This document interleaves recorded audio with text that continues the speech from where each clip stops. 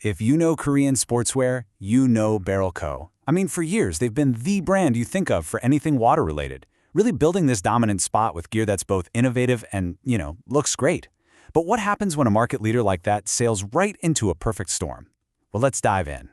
So what really put them on the map in the first place? Well, they pretty much invented a whole new category, water leggings. Seriously, they were the first ones to successfully market these things in Korea, and in doing so, they basically defined an entire slice of the industry. This wasn't just a new t-shirt, this was a total game changer. But then came 2025, and things took a pretty sharp turn.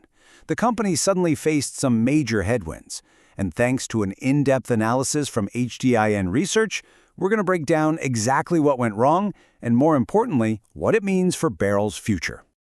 All right, so let's get right into the numbers for their 2025 year.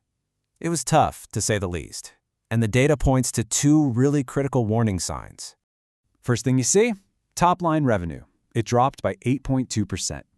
Now, for a company that leads the market, any drop is a big deal. But this signals a real hiccup in their growth. But that's only the beginning of the story. Yeah, here's where things get way more dramatic. Their operating profit, it plummeted by over 27%. And that tells you the problem wasn't just selling less stuff. It was that they were keeping way less of the money they did make. So what exactly are we talking about here? Okay, think of it like this. Revenue is all the cash that comes in the front door. Operating profit, that's what's left after you pay for everything you need to actually run the business. Making the gear, the marketing, paying your people. It's a super important number because it tells you how healthy the core business really is. So the big question is, what caused this? Well, according to that HDIN Research analysis, it was basically a perfect storm of problems.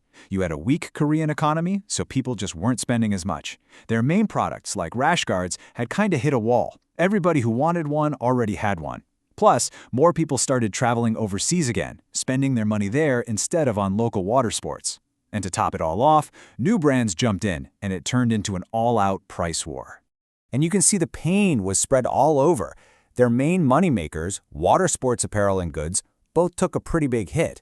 But look at their big strategic push, athleisure. It absolutely fell off a cliff, down almost 48%.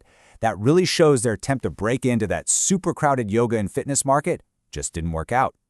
Okay, so faced with all this, Barrel didn't just tread water. They came up with a 3-point strategic pivot. This was their plan to right the ship and find a new way forward. So here's the game plan. First, they're going to double down on what they do best, high-performance professional swimwear. Second, they're going to lean on the massive resources of their parent company. And third, they're going to completely overhaul their overseas operations and make a huge bet on one specific market. Let's start with step one. Instead of getting into a race to the bottom on price, they're going premium. They're leaning into their technical skill. Their pro swimwear is certified by World Aquatics. That's the official stuff you see in top international competitions. This whole move is about reminding everyone that they're a serious, high-quality brand. Next up, using their connections. Back in 2022, Barrel got bought by the Nature Holdings, which is a huge deal. They own brands like National Geographic Apparel.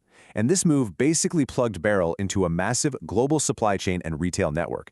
We're talking resources they just never could have dreamed of on their own. And that brings us to part 3 of their strategy, which is maybe the most important piece of the puzzle, a huge, focused push into the Chinese market. So what they did in 2025 was pretty decisive.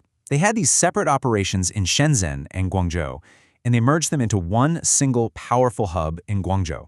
Now, this isn't just moving some desks around. It's about creating a super-focused, efficient launchpad to try and conquer the massive and fast-growing Chinese water sports market. The potential there is just enormous. So, they've got a strategy, but the big question remains, is it gonna work? Well, the HDIN Research analysis gives us a final and pretty critical verdict on where the company's headed in 2026. And right away, here's the first red flag. For a company that says it wants to compete in high-tech areas like pro swimwear, their spending on research and development is incredibly low. We're talking less than 1% of revenue. It just makes you wonder, can you really innovate and hang with the global giants if you're not investing in the tech? And this is where the money went. Instead of putting it back into the business, through R&D or some aggressive marketing, management chose to just park over $7 million in safe, low-return financial assets. The analysis suggests this points to a really conservative, maybe even hesitant leadership team. So here's how it all shakes out. On the one hand, there are good reasons to be optimistic. Beryl still has a powerful brand name in Korea, it has the backing of a huge parent company, and that China market is a massive opportunity. But on the other hand, the reasons to be cautious are pretty serious. That tiny R&D budget, the conservative way they're using their cash, and just the brutal reality of global competition. And that really leaves us with the ultimate question, doesn't it? Beryl built its entire empire by being an innovator. But now, when it's facing its biggest challenge, it looks like they're leaning on their past reputation instead of making big, bold bets on the future. The path forward is, well, it's anything but clear.